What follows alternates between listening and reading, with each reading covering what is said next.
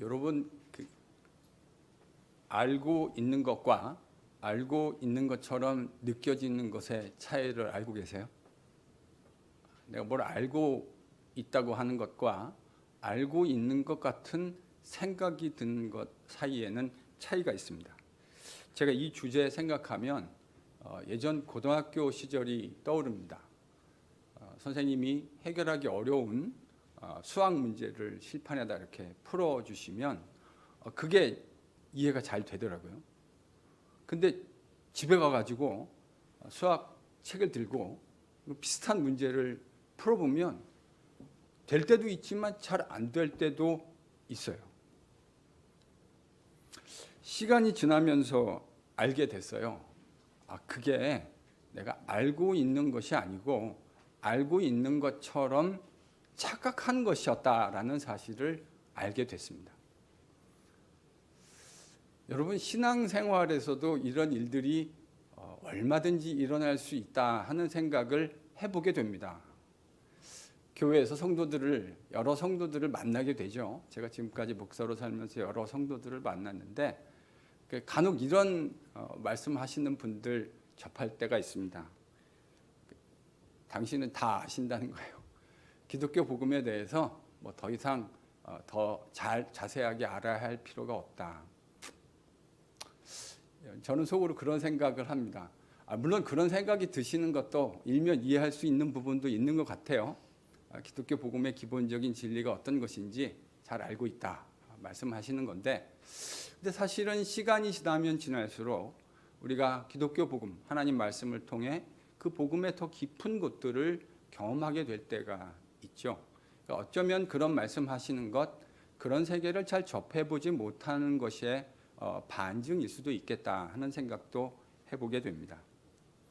우리만 그런 게 아니고요. 고린도 교회 성도들도 그랬던 것 같아요. 본인들은 복음을 잘 알고 있다고 착각하고 있었지만 고린도 교회에 바울이 쓴 고린도전서라는 편지에 드러난 고린도 교회의 상황을 보면 저는 고린도 교회 교인들이 주님의 복음을 잘 모르고 있었을 가능성이 훨씬 더 크다고 생각합니다. 여러분, 고린도 교회 성도들은 리더십을 중심으로 나누어져 있었어요. 여러 성도들이 자신들이 추종하는 리더들이 있었습니다. 그 사람들을 중심으로 이렇게 4분 오열되어져 있었어요. 만약에 고린도 교회 성도들이 그들이 믿는 복음이 무엇인지를 제대로 알았더라고 한다면, 그리고 그 중에 어느 누군가가 지금 우리가 하고 있는 이 일은 복음의 정신에 정면으로 위배되는 일이라고 제대로 힘을 주어서 이야기했더라고 한다면, 여러분, 그와 같은 일들이 일어날 수 있었을까요? 우리가 지난번에 다루었던 성만찬 문제도 마찬가지입니다. 여러분, 성만찬이 뭐죠? 성만찬이란 고린도라고 하는 계급사회에서 고린도라는 도시에 나가면 그들은 자신들이 어떤 사회적 지위를 가지고 있는지를 확인하게 됩니다. 그들이 밥 먹는 곳에서, 그들이 일하는 곳에서, 그들의 일상적인 삶을 살아가는 곳에서 저 사람은 왕족이고 저 사람은 귀족이고 나는 일반 평민이고 나는 그것도 안 되는 노예로 이 땅을 살아가고 있다는 사실을 그들은 끊임없이 확인하며 살았습니다. 그런데 여러분, 기독교 복음의 핵심이 뭐죠? 당신이 사회적으로 어떤 신분을 가지고 있든지 관계없이 당신이 귀족이든 당신이 평민이든 아니면 그보다 훨씬 더 인간 대접도 받지 못하는 노예로 살아가고 있던 그리스도 예수를 믿으면 그리스도 예수 안에서 하나님께서 우리를 동등한 하나님의 백성으로 새롭게 만드시고 동등한 지위를 살아갈 수 있게 된다고 하는 급진적인, 고린도라고 하는 사회 속에서 어느 누구도 말하지 못하는 매우 급진적인 성격을 가지고 있는 것이 기독교의 복음의 핵심이에요. 그리고 그것을 가시적으로 주님이 만들어주신 성만찬이라고 하는 자리에서 우리가 그리스도의 살을 나누고 그의 피를 나누는 바로 그 현장 속에서 그와 같은 복음의 급진성을 우리가 경험하게 되는 것이죠. 그런데 고린도 교회 교인들은 바로 이와 같은 성만찬의 자리를 자신들이 이 사회 속에서 어떤 신분으로 살아가고 있었는지를 똑같이 고린도라고 하는 도시 안에서 겪었던 똑같은 차별을 성만찬이라고 하는 자리 속에서도 확인할 수밖에 없었어요. 만약에 고린도 교회 성도들 가운데 단 한 사람이라도 우리가 지금 하고 있는 성만찬은 주님이 우리에게 전해주신 성만찬의 정신에 위배되는 것이라고, 그 복음의 정신에 정면으로 위배되는 것이라고 제대로 이야기할 수 있었다고 한다면 여러분, 이런 일들이 일어날 수 있었겠습니까? 고린도 교회 교인들은 그래서 저는 복음을 제대로 모르고 있었다고 생각합니다. 그들은 복음을 알고 있다고 착각하고 있었는지 모르지만 제가 볼 때 복음을 제대로 알았으면 이와 같은 고린도 교회 안에 있는 문제들은 나타날 수 없는 거예요. 제가 한국에 있을 때 성도들을, 제가 섬기던 교회에 성도들에게 말씀을 가르치고 그들과 함께 상담할 수 있는 기회들이 있었습니다. 근데 상담하는데 어떤 집사님 한 분이 이런 이야기를 하시는 거예요. 저랑 이제 말씀을 가지고 교제하다가 보니까 서로 이제 여러 가지 자신의 마음도 열리게 되고 자신 안에 있는 매우 깊은 이야기들을 끄집어내시더라고요. 근데 이 여자 집사님 결혼한 지 한 20여 년 되신 것 같은데 정말 누구한테 말할 수 없는 속상한 이야기가 있으시더라고요. 내용을 들어봤더니 핵심은 이거예요. 남편이 습관적으로 자기를 구타한다는 겁니다. 기분 좋을 땐 괜찮은데 조금만 자신의 기분에 맞지 않으면 자기를 구타한다는 거예요. 근데 여러분, 그 여자 집사님의 남편이 그 교회의 안수 집사인 거 아세요?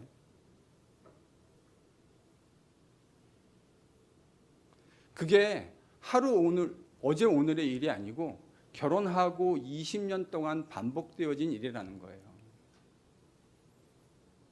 그 남편이, 안수 집사인 그 남편이 복음의 정신이 무엇인지 제대로 알았다면 아내를 그렇게 20년이 넘는 세월 동안 구타하고 폭행할 수 있었을까요?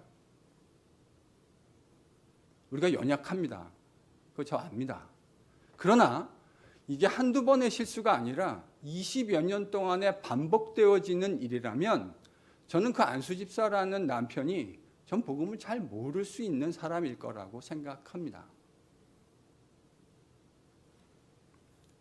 그게요, 그 집사만의 문제이겠습니까? 사모님들 가운데요, 비슷한 이야기를 하는 사람들이 있어요. 그럼 여러분, 사모님이라면 그 남편이 뭐라는 겁니까? 이 목사라는 거 아닙니까? 근데 목사가 자기 아내를 습관적으로 뚫겨 패는 목사들이 있더라고요. 여러분, 그 사람은 도대체 복음을 제대로 알고 있는 겁니까? 아니면 복음을 알고 있다고 착각하고 있는 겁니까? 마땅히 알아야 할 걸 제대로 알지 못할 때 여러분, 이런 일들이 일어나는 겁니다. 어렴풋이 알고 있다고 생각하는데요, 그들은 마땅히 알아야 할 바를 저는 충분히 알고 있다고 생각하지 않아요. 복음을 제대로 알면 여러분, 그와 같은 일들이 일어날 수 없는 것이죠. 우리가 속해 있는 가정에서, 우리가 속해 있는 교회에서, 가정에서 복음을 믿는 자로서의 성도의 삶이 나타나고 있지 못하다면, 교회에서 주님의 복음을 믿는 성도로서의 삶이 제대로 나타나고 있지 못하다면 우리는 스스로에게 질문해 보아야 합니다. 나는 복음을 정말 제대로 알고 있는 것인가? 아니면 복음을 알고 있다고 착각하고 있는 것은 아닌가? 오늘 본문을 보면 고린도 교회 성도들이 실상은 복음을 잘 모르고 있었다고 하는 매우 결정적인 증거가 하나 등장합니다. 여러분, 고린도전서 15장은 부활장입니다. 신약학자들이 고린도전서 15장을 부활장이라 그래요. 그 바로 앞에 13장은 사랑장이라고 합니다. 바울이 사랑에 대해서 이야기했고요. 15장은 부활에 대해서 이야기하고 있는 내용입니다. 그런데 고린도 교회 성도들 가운데 일부는 기독교인이 되기는 했지만 무슨 이유에선가 부활을 인정하지 않는 사람들이 있었습니다. 아니 기독교인이었는데 어떻게 부활을 인정하지 않을 수 있을까 하시는 분들이 계실 수도 있을 것 같은데 이렇게 된 데에는 이유가 있습니다. 그 당시 고린도라고 하는 세속 도시에 헬라 철학이 아주 만연했어요. 그 중에서도 플라톤 철학이라고 하는 것이 아주 파퓰러했습니다. 이런 플라톤 철학에 의하면 구원이란 건 이런 거예요. 육신은 악하고 연약한 것이고 영은 귀한 것인데 진정한 구원이란 그 육신을 벗어버리고 피 안의 세계, 이 영의 세계로 들어가게 되어지는 것. 이게 플라톤 철학이 이야기한 구원 개념이었습니다. 근데 여러분, 만약에 이런 생각을 가지고 있는 사람이 기독교인이 되었다고 한번 생각해 보시죠. 그러면 구원은 어떻게 이해될 수 있을까요? 우리가 가지고 있는 이 연약한 육체를 벗어버리고 영적인 세계, 그러니까 죽어서 가게 되는 저 하나님의 나라에 이르는 것, 이게 구원이라고 이해하게 되는 거죠. 그러니까 구원이라는 건 육체를 벗어버리는 겁니다. 그 육체를 벗고 영혼이 천상의 복락을 누리게 되어지는 것. 이게 헬라 철학, 플라톤 철학이 이야기하는 구원입니다. 이런 생각 가지고 있는 사람이 기독교인이 되면 기독교 구원을 어떻게 말하기 쉬울까요? 한국교회에서 오랫동안 유행했던 생각이 예수 믿으면 죽어서 천국을 가게 된다. 이게 이제 기독교 복음에 대한 아주 오래된 클래시컬한 우리의 개념 정의였습니다. 그 안에 저는 진리의 일면이 있다고 생각합니다. 그런데 사실은 어떻게 보면 그런 개념이 예전에 있었던 2000년 전에 존재했던 헬라 철학적인 그런 구원관하고 별반 크게 많이 다르지 않아요. 죽어서 우리의 육신을 벗고 영혼이 하나님이 다스리시는 영원한 복락의 축복을 누리게 되는 거죠. 근데요, 저는 이런 구조 속에서는, 이렇게 기독교의 복음을 이해하는 것 속에서는 부활이라고 하는 기독교의 진리를 제대로 담아낼 수 있는 룸이 없다고 생각합니다. 고린도 교회 성도들의 문제가 뭐였을까요? 이렇게 말할 수 있지 않겠습니까? 그들이 가지고 있는 세계관을 가지고 그 세계관에 맞는 것들, 기독교의 복음 가운데 맞는 것이 있고 부합하는 것이 있다면 받아들이고 맞지 않는 것이 있다면 거부해버리는 것. 여러분, 이게 바로 고린도 교회 성도들이 하고 있었던 일이었습니다. 그런데 그거는 그들만 그런 것 같지는 않아요. 오늘날에도 하나님 백성들 가운데 그런 태도를 가지고 있는 분들이 종종 계실 수 있다고 생각합니다. 내가 가지고 있는 세계관이 있는데 그것과 기독교 세계관이 맞으면 받아들이고 그렇지 않은 것이 있다면 그것을 트위스트하거나 혹은 변조시켜서 기독교의 복음으로 받아들이려고 하는 그런 일들이 우리 안에 얼마든지 일어날 수 있다고 생각합니다. 근데 저는요, 그건 기독교 복음을 제대로 받아들이는 것이 아니라고 생각해요. 여러분, 기독교 복음을 받아들이고 그 진리를 받아들인다는 함의가 무엇일까요? 그것은 내가 가지고 있는 세계관이 아니라 성경이 이야기하는 그 진리의 세계관을 받아들이고 그것에 맞추어 살아간다고 하는 것을 의미하는 것입니다. 내가 가지고 있는 생각에 복음이 이야기하는 가치관을 변조시키고 트위스트시켜서 맞게 만드는 것이 아니고 성경이 말하는 세계관에 내 사고와 가치를 쳐서 복종시켜서 그 성경이 말하는 가치관들을 받아들이겠다고 하는 것, 바로 이게 예수를 믿는다는 말의 의미일 것이고 복음을 받아들인다는 말의 의미일 겁니다. 우리는 다 생각이 다릅니다. 우리가 자라왔던 환경과 교육적 배경, 그 각양다양한 사고들로 인해서 사고들이 같을 수가 없어요. 여러분, 결혼하셔가지고 남편과 아내와 얼마나 많은 전쟁들을 치르셨습니까?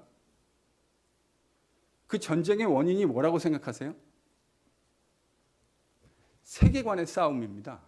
내가 가지고 있는 세계관과 내 남편 혹은 아내가 가지고 있는 세계관이 딱 맞아떨어지지가 않아요. 그래서 수많은 전쟁들을 가지게 되는 거예요. 교회도 저는 별로 다르지 않을 거라고 생각합니다. 그렇다면 우리가 어떻게 주님의 교회를 제대로 이루어갈 수 있을까요? 그 모두를 하나로 만드는 공동의 가치를 붙들어야 합니다. 그게 바로 하나님의 말씀이에요.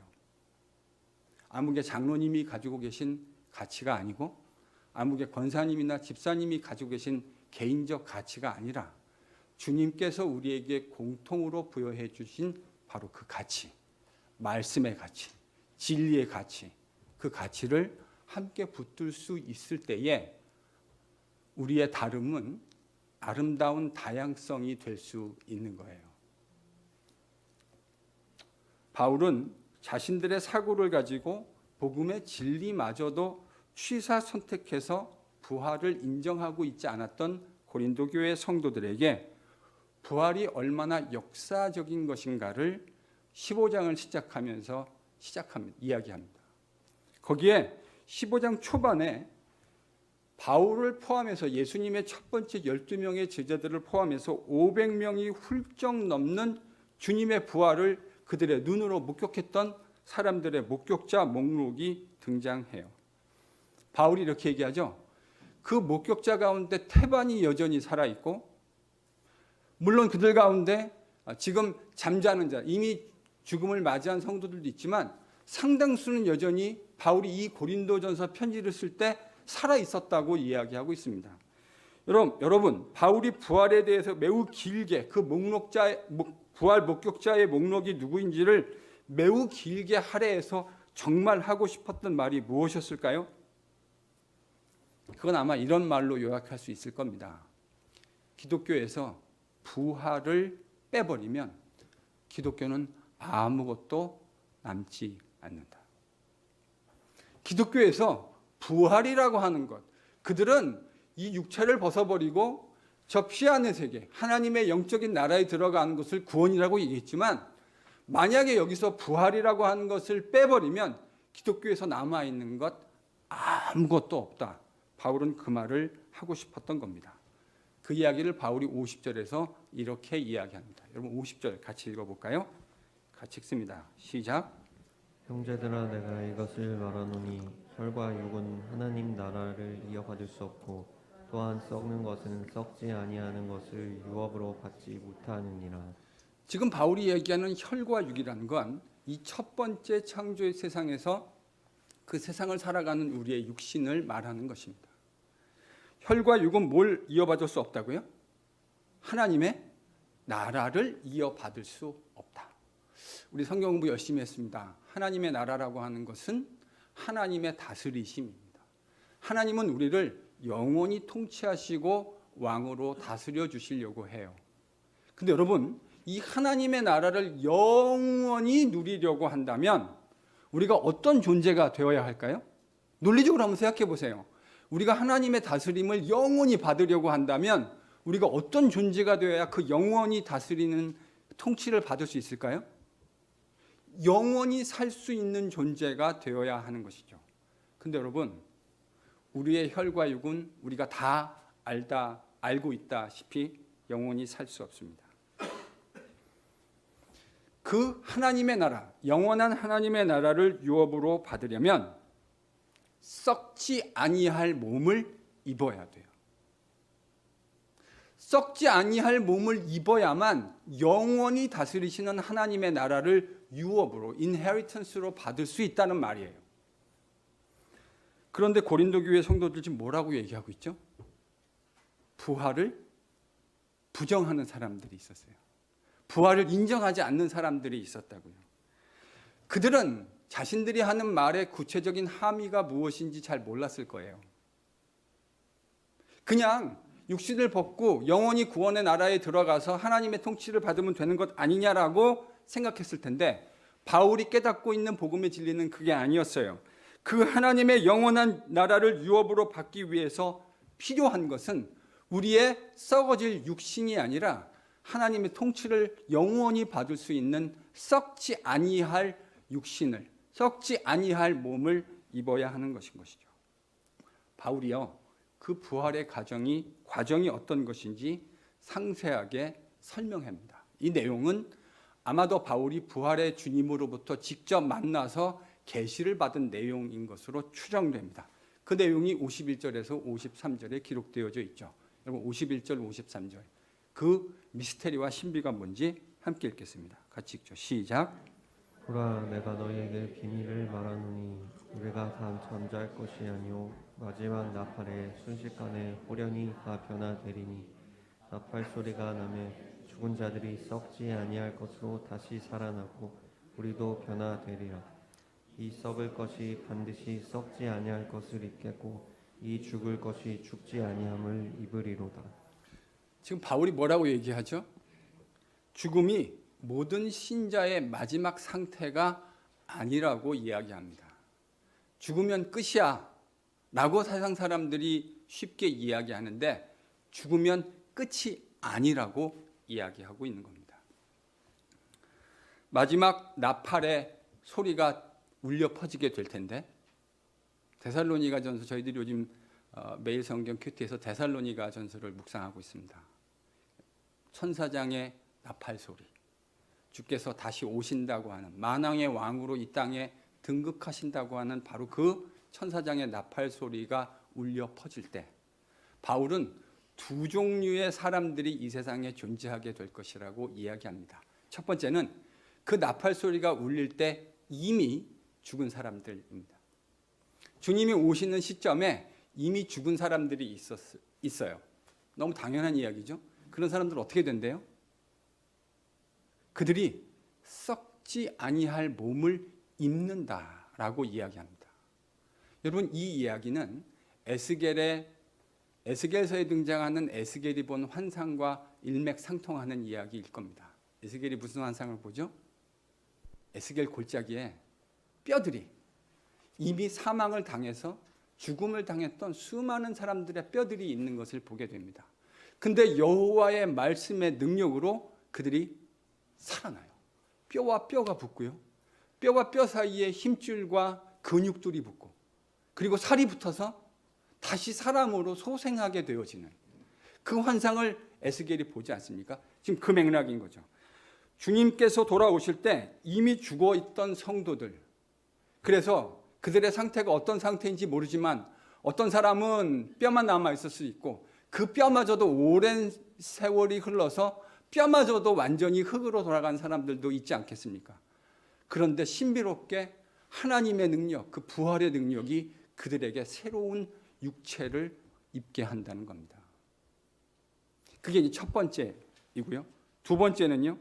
주님 오실 때 여전히 살아남아 있는 사람들. 여러분 52절을 보면 바울은 그 여전히 살아남아 있는 사람들 속에 자기도 포함시켜서 얘기하고 있어요. 그러니까 아마도 바울은 주님이 금방 오실 것이라고 생각했던 것으로 추정해 볼 수 있습니다. 주님이 금방 오시겠다 말씀하셨으니까 자기가 아마 살아있는 시점에, 그러니까 고린도전서를 쓰고 있는 이 시점에 주님께서 머지않은 시점에 오실 것이라고 생각했던 것 같아요. 그런데 여하간 주님이 오실 때 여전히 살아남아 있던 사람들 어떻게 된다고 52절이 얘기합니까? 그 나팔 소리가 울리는 바로 그 순간 호련히 우리의 썩을 육체가 썩지 아니할 몸으로 변화되어질 것이다. 여러분 이건 정말 신비일 겁니다. 주님이 언제 오시는지 우리는 아무도 알지 못합니다. 그런데 주님이 다시 돌아오시는, 분명히 저는 돌아오신다고 믿는데요. 그 돌아오시는 바로 그 순간 천사장의 나팔 소리가 울려 퍼질 때 그때까지 만약 우리 가운데 누군가가 살아있다고 한다면 바로 그 사람의 육체가 썩지 아니할 부활의 몸을 입게 될 것이라는 말이에요. 그러니까 별 차이가 없어요. 죽은 사람은 죽은 사람대로 부활의 몸을 입게 될 것이고 살아있는 사람은 지금 우리 첫 번째 세상에 이 썩어버릴 육체가 새롭게 부활의 몸을 입게 될 거라는 거예요. 그러니까 똑같죠? 상황은 죽었느냐 죽지 않았느냐 다르지만 그러나 결과는 같아요. 모두가 다 주님을 믿는 자들, 주님을 구주라고 고백하고 복음의 진리를 굳건히 믿는 자들 다 새로운 육체, 부활의 육체를 입게 될 거라는 말입니다. 저는 요즘 거울을 보면 좀 우울해져요. 제가 생각해 보니까요, 제가 저희 교회 성도들 그 연배들을 한번 이렇게 어느 날 생각해 본 일이 있거든요. 근데 제가 한 중간쯤 되더라고요.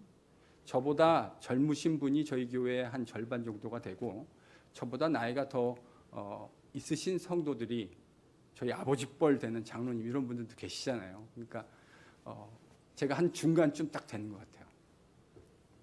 그래서 이제 저보다 나이가 많으신 분들 앞에 이런 말씀드리면 좀 죄송한 마음도 사실 좀 있어요.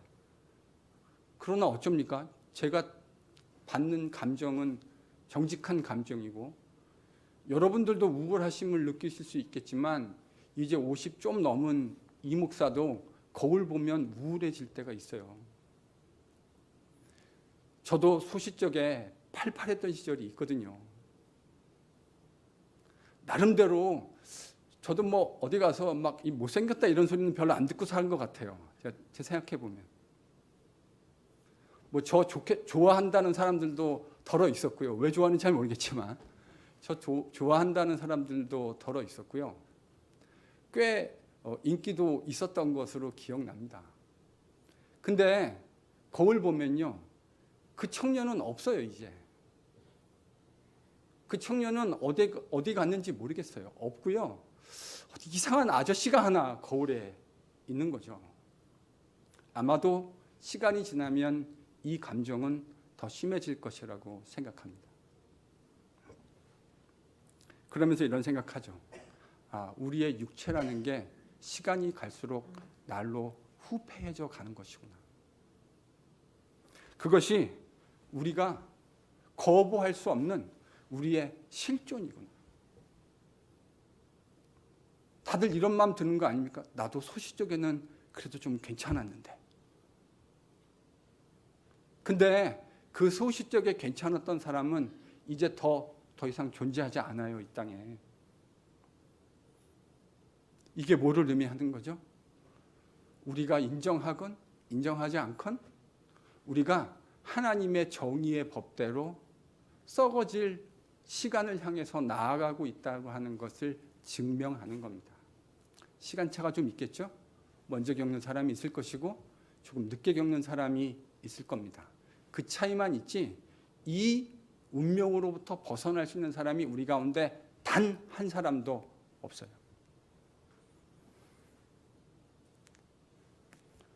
부활은요, 그래서 우리에게 궁극적인 소망입니다. 이 운명을 거스릴 수 있는 사람이 없는데 그 운명을 거스릴 수 있는 길이 있다라는 것을 이야기하는 게, 여러분, 그래서 기독교의 복음은 진짜 복음이에요. It's really good news. 왜요? 우리가 거부할 수 없는 이 운명을 거부할 수 있는 방법을 하나님이 만들어내셨다. 여러분, 이게 기독교가 말하는 복음 아닙니까? 이 복음이 가지고 있는 의미를 그래서 바울은 54절, 57절에서 다루어주고 있어요. 도대체 복음, 기독교의 복음이 갖는, 이 부활이 갖는 의미가 뭐냐라고 하는 걸 바울은 이렇게 한마디로 요약합니다. 사망에 대한 승리. 사망에 대한 승리. 54절에서 그가 뭐라고 얘기하는지 함께 읽어보겠습니다. 같이 읽습니다. 54절입니다. 같이 읽죠. 시작. 이 썩을 것이 썩지 아니함을 입고 이 죽을 것이 죽지 아니함을 입을 때에는 사망을 삼키고 이기리라고 기록된 말씀이 이루어지리라. 그러니까요, 썩을 것이 썩지 아니함을 입고 죽을 것이 죽지 아니함을 입을 때, 그때 뭐가 이루어진다고요? 사망을 삼키고 이기리라 기록된 말씀. 그럼 이 기록된 말씀은 어디에 있습니까? 이사야 28장 5절입니다. 28장 5절에 보면 이렇게 기록되어 있어요. 한국말로는 개역개정은 이렇게 번역했어요.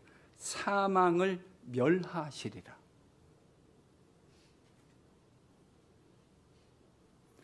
대부분의 영어 성경은, 저는 이게 영어 성경이 좀 더 마음에 드는 것 같아요. The death will be swallowed up forever. 그냥 꿀꺽 삼킨 바 된다는 거죠. 하나님께서요, 이사야를 통해서 뭐라고 예언해 주셨냐면 사망이 꿀꺽 삼킨 바 되어질 것이다. 지금 바울은 예수님의 부활이 바로 사망을 그렇게 꿀꺽 삼키는 일이 될 것이라는 하나님의 예언의 말씀의 성취라고 이해하고 있는 것입니다. 그래서 사망을 멸하시리라는 그 말씀이 지금 주님의 부활을 통해서 성취되고 있다고 이야기하는 거죠. 여러분, 이 말은 사망에 대한 하나님의 승리가 하나님에 의해서 오래전에 계획되어진 승리라는 것을 우리에게 시사합니다. 하나님이요, 즉각적으로 스폰테니어스하게 즉각적으로 임프란푸추로 그냥 즉흥적으로 행하신 일이 아니라는 거예요. 이 사망에 대한 승리는 하나님께서 이미 만세전부터 계획하고 계셨던 것이고 그 계획을 우리 주님 예수 그리스도를 통해서 성취하셨다는 말입니다. 여러분, 부활이라는 말은 단순히 예전의 몸으로의 회귀가 아닙니다. 그러니까 요한복음 11장 12장에 등장하는 나사로의 부활은 정확하게 얘기하면 사실은 부활이 아니에요. 부활에 대한 프리뷰 정도의 의미를 갖는 것이죠. 실제로 예수를 믿는 자, 이렇게 마지막 날에 살아나게 될 것이라는 것을 마치 영화에서 프리뷰를 보여주듯이 우리에게 보여준 겁니다. 그를 믿는 자 반드시 이렇게 살아나게 될 것이다. 그러니까 부활이란 단순히 이전의 몸으로의 회귀가 아닙니다. 부활은 사망을 정복하고 승리하신 주님과 함께 우리도 그와 함께 사망에 대해서 승리하고 사망을 정복하게 될 것이라는 약속입니다. 바로 이런 의미에서요, 바울은 사망을 55절에서 의인화합니다. 그리고 이렇게 말하죠. 사망아, 너의 승리가 어디에 있느냐? 사망아, 내가 쏘는 것이 어디에 있느냐? 여러분, 이 이야기는 사망을 이긴 자의 당당함입니다. 사망에 대해서 이길 수 없는 사람은 이런 말을 할 수가 없죠. 아니, 사망을 이길 수 있는 사람, 이길 수 없는 사람이 어떻게 이 말을 할 수 있겠습니까? 사망이 나한테 닥치는 게 두려운 건데. 이건요, 사망을 이긴 사람만 할 수 있는 거예요. 사망아, 네 승리가 어디 있느냐? 사망아, 네가 쏘는 것이 어디에 있느냐? 그런데요, 우리의 현실을 보면 사망을 이길 수 있는 사람이 아무도 없습니다. 제가요, 장례식을 참 많이 참여했던 것 같아요. 저는 결혼식은 안 가도요, 주님의 말씀을 따라 장례식은 제가 인비테이션을 받으면 혹은 제가 알고 있는 지인이 돌아가셨다고 하는 이야기를 들으면 저는 꼭 참석하려고 합니다. 장례식에 가면 갈 때마다 비통한 마음을 금할 길이 없습니다. 내가 사랑하고 함께 이 땅을 호흡하며 살아갔던 그 지인이 지금은 싸늘한 시신이 되어서 누워있기 때문입니다. 목사로서 장례 예배를 집전하거나 혹은 장례 예배 가운데 순서를 맡게 될 때가 있습니다. 저는 그 장례 예배를 집전할 때마다, 장례 예배의 순서를 맡고 참여할 때마다 우리가 일상 속에서 쉽게 잊고 살았던 죄와 사망에 가공할 만한 위력에 새롭게 붙들리게 됩니다. 사망은 멀리 있는 것이 아니라는 사실이죠. 지금은 내가 사랑하는, 나와 함께 이 세상을 살며 울고 웃으면서 이 세상을 살아갔던 지인이 누워 있지만 저 자리 시간의 문제일 뿐이지 나도 언젠가 반드시 누워 있게 될 것이라고 하는 사실을 확인하는 자리입니다. 그래서 하나님은 우리에게 잔치집에 참여하는 것보다 초상집에 참여하는 자가 더 복이 있다고 말씀하신 것 같아요. 일상을 살아가며 마치 나는 죽음과 관계없을 것이라는, 혹은 그 죽음을 나와는 어느 정도 시간차가 있는 것이라고 생각하며 살아가고 있는 사람들에게 그 죽음이 당신의 실존이라고 하는 사실을 확인시켜주는 자리, 그게 바로 장례식 자리입니다. 젊은 사람들이라고 너무 먼 일이라고 생각하지 않으셔야 될 것 같아요. 왜냐하면 그 일은 우리 여러분 오는 데는 순서 있게 왔지만 갈 때는 정해진 순서가 없어요. 나이 많으신 어르신이라고 꼭 나보다 그 길을 먼저 가실 것이라는, 여러분 누가 그거를 확증할 수 있겠습니까? 주님 부르시면 지금 당장 예배를 드리고 가다가도 주님 앞에 설 수밖에 없는 것. 여러분 이게 우리가 가지고 있는 오늘의 실존이에요. 그 사람이 이 세상에서 얼마나 많은 힘과 능력을 가지고 있었느냐 아무런 관계 없습니다. 그가 얼마나 많은 영향력을 이 땅 가운데 행하며 살았는가 아무런 관계 없습니다. 주님이 부르시면 사망에 가공할 만한 능력 앞에 어느 누구도 노라고 이야기할 수 없어요. 아무 말 못하고 속절없이 관 속에 들어가서 땅 속에 들어가 썩기만을 기다려야 되는 운명. 여러분 이게 바로 인간의 운명입니다. 내가 그것을 얼마나 자주 인지하고 살아가느냐와 상관없어요.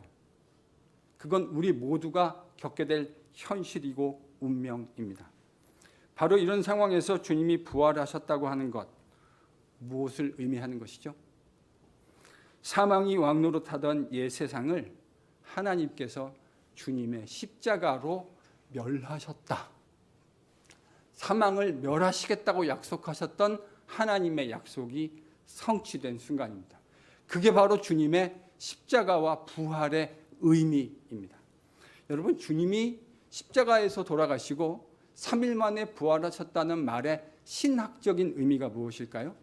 그것은 지금까지 어느 누구도 죽음의 권세 앞에, 죽음의 왕노릇, 그래서 우리가 죽음이 왕노릇한다고 바울이 여러 번 표현했잖아요. 죽음이 왕노릇한다. 그 말은 왕노릇하는 사람을 거스릴 수 있는 사람이 없어요. 어느 누구도 사망이라고 하는 그 왕노릇을 거역할 수 있는, 그 지엄한 명령을 거역할 수 있는 사람이 없어요. 그런데 주님이 부활하셨다고 하는 건 이 사망이 왕노릇하는 것을 깨트리는 첫 번째 능력이 나타났다는 것을 의미합니다. 바로 이런 의미로 바울은 고린도전서 5장 17절에서 뭐라고 얘기했냐면, 그런즉 그리스도 예수 안에 있으면 새로운 피조물이라. 개역개정은 피조물이라고 번역했지만요, 사실 바울이 사용한 용어는 새로운 창조다. 그리스도 예수 안에 있는 것이 새로운 창조다. It's new creation. 이전 것은 지나갔으니 보라 새 것이 되었도다. 여러분 예수 믿는다는 건 실로 어마어마한 이야기입니다. 여러분이 인식하고 있건 인식하고 있지 못하던 상관없어요. 진리는 그것을 인정하든 인정하지 않던 그런 것이 진리예요. 우리가 인식하건 인식하지 못하던 우리 모두는 죽습니다. 그런데 그 가운데 예수님이 첫 번째로 사망의 권세를 깨고 일어나셨어요. 그래서 바울이 뭐라고 얘기하죠? 그리스도께서 죽은 자 가운데서, 잠자는 자 가운데서 일어나사 부활의 첫 번째 열매가 되셨느니라. 여러분 첫 번째 열매가 되셨다는 말은 두 번째 열매, 세 번째 열매, 네 번째 열매, 계속해서 그 열매가 맺히게 된다는 말입니다. 우리가 예수를 믿는다는 말의 의미는 실로 대단한 겁니다. 주님께서 아무 누구도 극복할 수 없었던 그 사망의 권세를 깨치고 이기신 첫 번째 인류가 되셨어요. 이 말은 바울의 용어로 하면 이제 주님이 사망이 왕노릇할 수 없는 새로운 창조의 세상을 여신 첫 번째 인류가 되셨다는 말이에요. 그런데 그것이 우리와 무슨 상관이 있습니까? 하나님께서 주님 안에서 그와 같은 일을 행하셨다는 사실을 믿음으로 인정하고 내 인생의 가치관을 그 재창조의 가치관에 맞춰서 살아가겠다고 결단하고 살아가는, 즉 복음을 받아들이는 자를 우리 주님을 하나님이 일으키셨던 것처럼 그리스도와 함께 믿음으로 연합한 모든 사람들을 역사의 마지막에 하나님께서 다시 일으켜 세우시겠다는 거죠. 여러분 이게 바로 바울이 그리스도와 함께라는, 그리스도 안에 그리스도 함께, 여러분 이게요 바울의 편지 안에 150개, 그러나 그와 유사한 어구까지 포함하면 바울이 13개의 바울의 편지 안에서요 200번이 넘는 그리스도와 함께 그리스도 안에라는 말을 했을 때 그가 떠올렸던 아이디어입니다. 그리스도 안에 그리스도와 함께 있는다란 말의 의미가 뭐죠? 모든 사람이 사망의 왕노릇을 거역할 수 없는데 예수를 믿는 자, 하나님 안에서 그리스도 안에서 하나님이 무엇을 행하셨는지를 믿고 그 가치를 따라 살아가겠다고 하는 바로 그 사람을 마지막 날에 우리 주님처럼 하나님께서 다시 일으키시려 하든 변할 수 없는 약속인 줄 믿으실 수 있기를 바랍니다. 이게 복음이 우리에게 주는 약속이에요. 근데 고린도 교회 성도들은요 어리석게도 자신의 세계관으로 이런 기막힌 하나님 나라의 복음의 세계관을 거부해 버린 거예요. 아마도 그들은 자신들이 복음을 거부했다고 생각하지 않았을 것 같습니다. 단순히 자신들이 가지고 있는 세계관 안에 복음을 끼워 맞췄을 것이라고 생각하고 있었을 겁니다. 적어도 그렇게 되는 거죠. 그런데 그렇게 복음을 받아들이는 건 복음을 받아들이는 것이 아니에요. 왜냐하면 그들의 구조 속에서는 이와 같은 새 창조의 하나님의 복음이 들어갈 수 있는 룸이 없기 때문입니다. 부활을 부정해 버리는 것은 결과적으로 하나님이 우리 안에서 행하신 새 창조의 놀라운 사건을 부정해 버리는 것이 되는 겁니다. 그래서 바울은 15장을 매우 길게 할애해서 기독교의 핵심인 부활에 대해 논증한 겁니다. 여러분, 그렇다면 바울의 이 부활에 대한 이야기를 통해서 우리가 뭘 묵상할 수 있을까? 일단 이 부활이라고 하는 기독교의 부활이라는 주제는 너무나 무궁무진한 이야기와 연결되어져 있습니다. 이 한 편의 설교에서 그 얘기를 다 한다는 건 거의 불가능에 가깝습니다. 그러나 저는 이 이야기를 여러분하고 하고 싶어요. 오늘은 딴 거 다 그만두고요. 좀 제쳐놓고 이 이야기 하나를 하고 싶어요. 그건 우리가 살고 있는 이 첫 번째 창조의 세상에서 우리는 어느 순간인가 반드시 죽게 될 것이라고 하는 점입니다. 여러분, 이게 바로 하나님의 공의입니다. 죄를 범한 그 죄의 페널티를 사망으로 물으시겠다고 하는 하나님의 변할 수 없는 약속입니다. 바로 그게 우리가 죽게 되는 이유예요. 변할 수 없는 하나님의 진리 때문에 우리가 겪게 되어질 우리의 운명이라는 말입니다. 그런데요, 예수님을 믿는다는 것은 이런 우리의 운명 속에서 부활 신앙을 가지게 된다는 말입니다. 그런데 우리가 부활 신앙을 가지면 어떤 유익을 가질 수 있을까? 이것도 여러 가지로 말할 수 있는데요.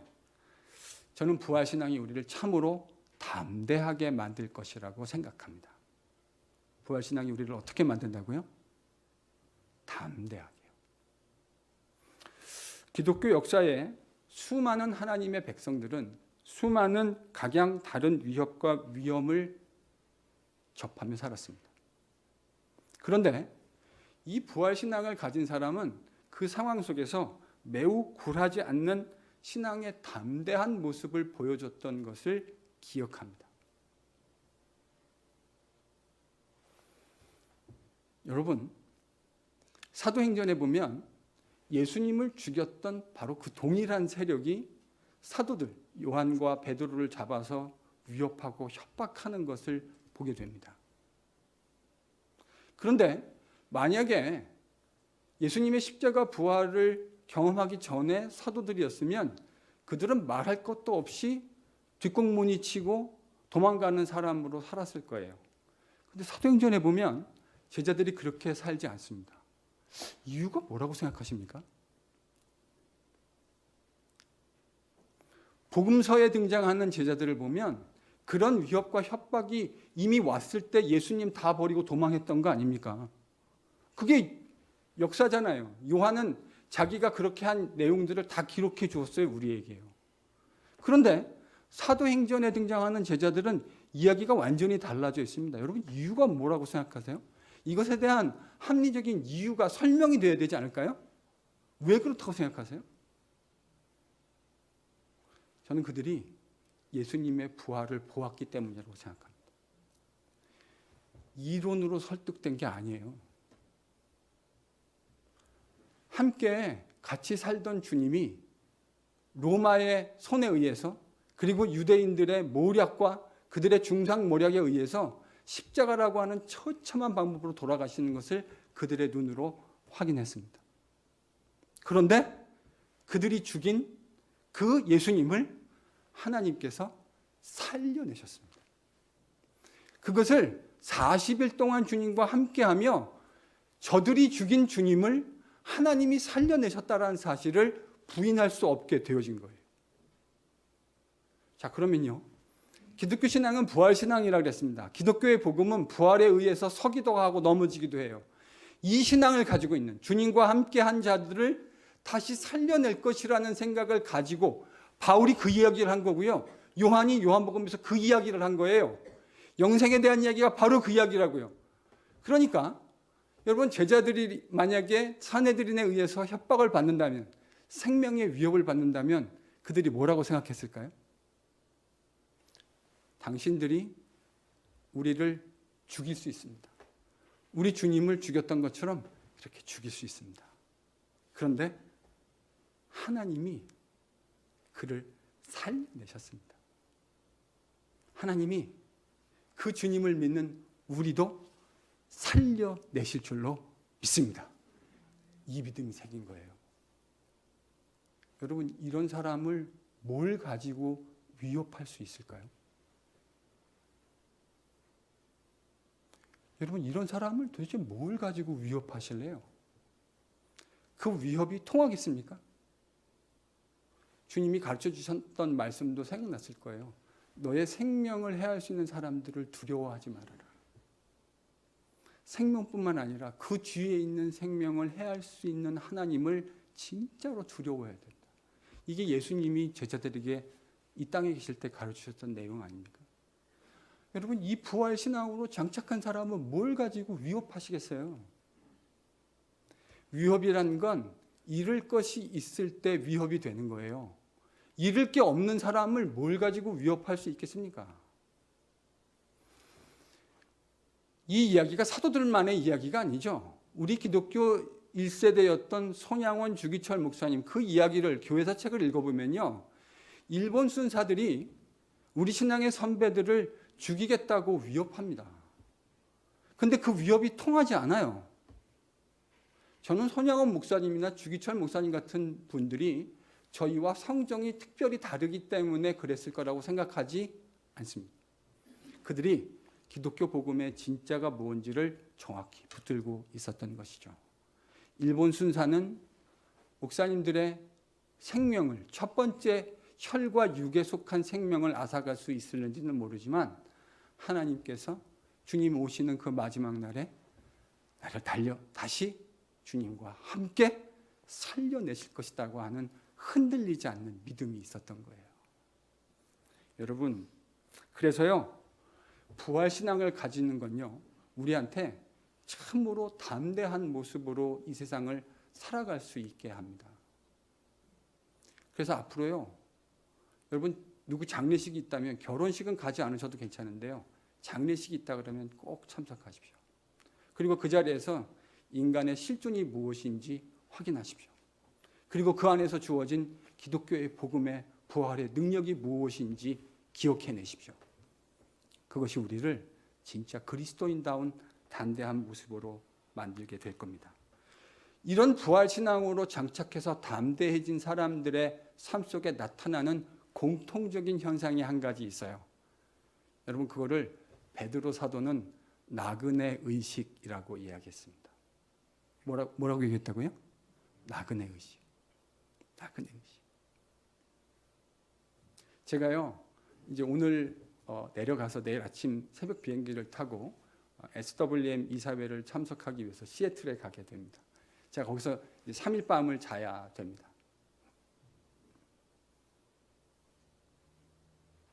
저는 시애틀에다 집을 사지 않을 겁니다. 시애틀에다가 집을 사는 사람은 바보입니다. 여행지에다가 집을 사는 사람은 바보예요. 왜요? 거기에 영원히 머무를 거 아니거든요. 전 그래서요, 제가 며칠만을 머물 수 있는 호텔을 예약해 놓았어요. 그리고 저는 다시 제가 살고 있는 곳으로 돌아올 겁니다. 부활신앙을 가지고 있는 사람들의 삶 속에 공통적으로 나타나는 특징이 뭐냐면 나그네 의식입니다. 내가 살아가고 있는 이 땅이 영원한 것이 아니다라고 하는 것에 대한 늘 새롭게 인식하는 거예요. 잘 준비해야 합니다. 제가 그걸 부인하는 거 아니에요. 우리의 삶과 노후에 대해서도 잘 준비하는 것이 필요합니다. 그러나 꼭 기억하세요. 이 땅이 내가 영원히 살아가야 할 땅이 아니라 하나님께서 우리 주님 다시 오실 때 새롭게 변화시켜낼 그 새로운 창조의 세상, 그거를 살아갈 수 있는 믿음이 바로 부활신앙이고, 그 부활신앙을 가지고 있는 사람은 그래서 이 세상을 나그네 의식을 가지고 살아갈 수 있습니다. 그래서 내가 가지고 있는, 여러분 세상에 재물 안 갖고 온 사람은 단 한 사람도 없어요. 그런데도 나그네 의식을 가지고 있는 사람은 내가 가지고 있는 시간과 물질 혹은 재능 얼마든지 영원한 세상을 위해 투자할 수 있습니다. 왜냐하면 그게 진짜 지혜거든요. 주님이 그러셨잖아요. 네가 사용한 것을 가지고 나중에 그것에 의해서 주님이 어카운턴트 하시겠다고 우리에게 말씀하셨어요. 그래서요, 이 땅을 살 때 내가 지금 가지고 있는 거 나는 끝까지 움켜잡고 죽을 때까지 가겠다고 생각하는 사람은 진짜 어리석은 사람이에요. 하나님이 나에게 주신 리소스, 청지라고 생각하고 그것을 가지고 있지 못한 사람들과 기꺼이 나누며 살겠다고 하는 이 생각을 가진 사람이 진짜 지혜로운 사람이에요. 왜냐하면 주님이 그거 다 카운트 하시겠다고 하셨거든요. 진짜인지 아닌지 나중에 확인해 보십시오. 그래서 부활신앙을 가지고 청지기 정신으로, 나그네 정신으로 살아가는 사람은 복이 있습니다. 우리의 인생 길어야 70, 80이에요. 그러나 주님이 우리에게 허락하실 그 영원한 생명, 부활로 누리게 세상은 영원한 세상입니다. 오늘 바울이 고린도 교회 성도들에게 한 이 부활신앙의 말씀이 저와 여러분에게 잘 박힌 목과 같이 깊숙이 박힐 수 있기를 축원합니다. 부활신앙으로 우리의 세계관을 새롭게 하십시다. 주님이 주신 수많은 물질, 건강, 시간, 능력, 그 모든 것들을 나그네 의식을 가지고 내 주변에 있는 자들과 어떻게 하면 더 효과적으로 의미 있게 나눌 수 있는가를 고민할 수 있는 그런 저와 여러분이 될 수 있기를 예수님의 이름으로 간절히 축원합니다.